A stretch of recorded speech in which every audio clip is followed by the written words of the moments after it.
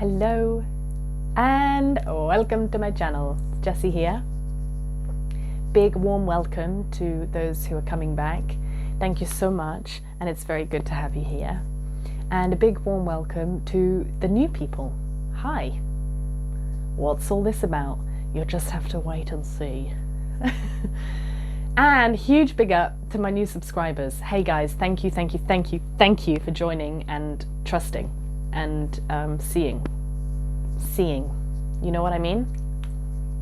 Yeah, it's actually really nice, really big up, because since the new year my channel seemed to be sort of growing if we just look at statistics and numbers, and then the new year came and it sort of dropped to this level and it's kind of staying there. It's hanging out on the under 30s.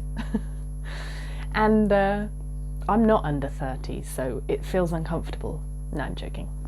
No, it's really nice to have subscribers, because obviously I could take this like decline and then sort of stuntedness, is that a word?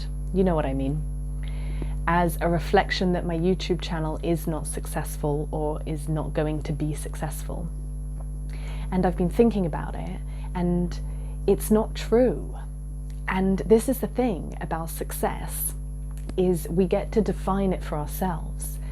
And then there's this like element of comparison, comparing or not.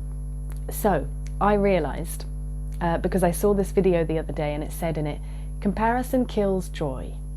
And I liked it because it's 3 words and it's easy to remember.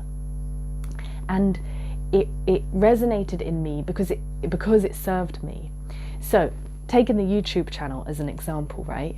If I compared my YouTube channel to most other YouTube channels that come through to me, yes, it's unsuccessful, okay? If we're comparing it based on how many views I get, or how many likes, or how many subscribers I have. Comparatively, yeah, pretty unsuccessful. 30 views, Jess, 30 views? You know what I mean? Like, most of them have thousands, millions, okay? So comparing, unsuccessful. Now, if I don't compare and I just focus on me and my video and like in my universe, right? So Jessie made a video and she put it on the internet and 30 people saw it. 5 people liked it. That is a success. That's a success, right? I've been successful. So if I remove the comparison, I do feel more joyful. I feel more accomplished. I definitely do. So rather than like, oh God, it's terrible, it could be this, it's like it was nothing and now it's something, right?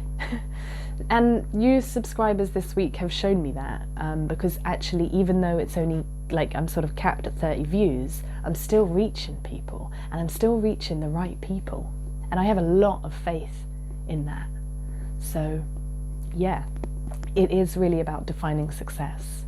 And I think as long as, like, not even, but if what I deem successful is that my video reaches someone out there and affects them in a positive way, it's a success. And that doesn't have to be millions. I'm really reorientating, like I'm redefining what is successful, and that feels really nice. And the other thing that I wanted to mention about comparison, because if I remove comparison in this scenario in my life, then I am feeling, as I said, more joyful and accomplished. But the thing is about comparison as an energy or a thought form, or however you want to perceive it, that can be really useful in some areas of my life. I've noticed, particularly with people like who inspire me or I aspire to be more like, comparing in that sense can be very helpful, as long as I'm not doing it in like a self-demeaning way. And it's just where I can see gaps and where I could move, then it's helpful, right? So this is the thing. Another thing that's important for me is that we always take things in their context, and everything has a purpose in the correct context.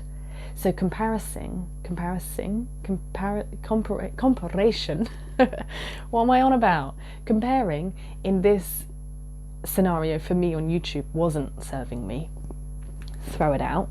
Comparing in other areas of my life does serve me. So I feel it's really important, or what's really helping me is each time I discern the use of an energy or a thought form.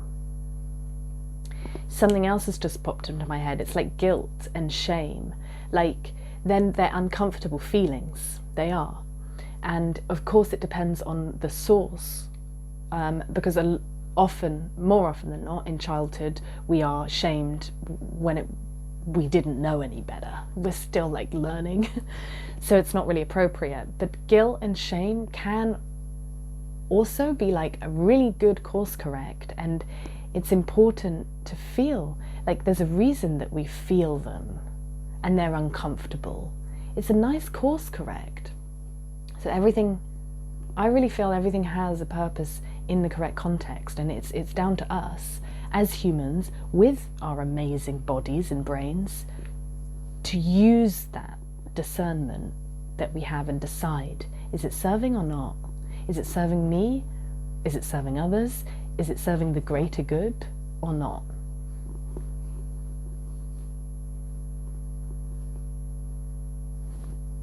Oh, yes. So,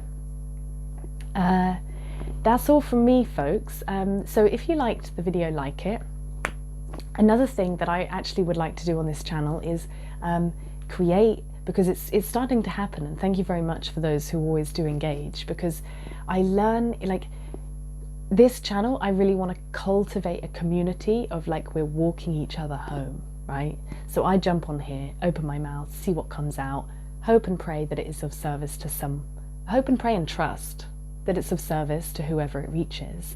And of course, like if you have your own take on whatever I share or your own ideas, and you do feel moved to put it in the comments, wonderful, thank you. I really want to create a community here where we're engaging in this stuff, you know?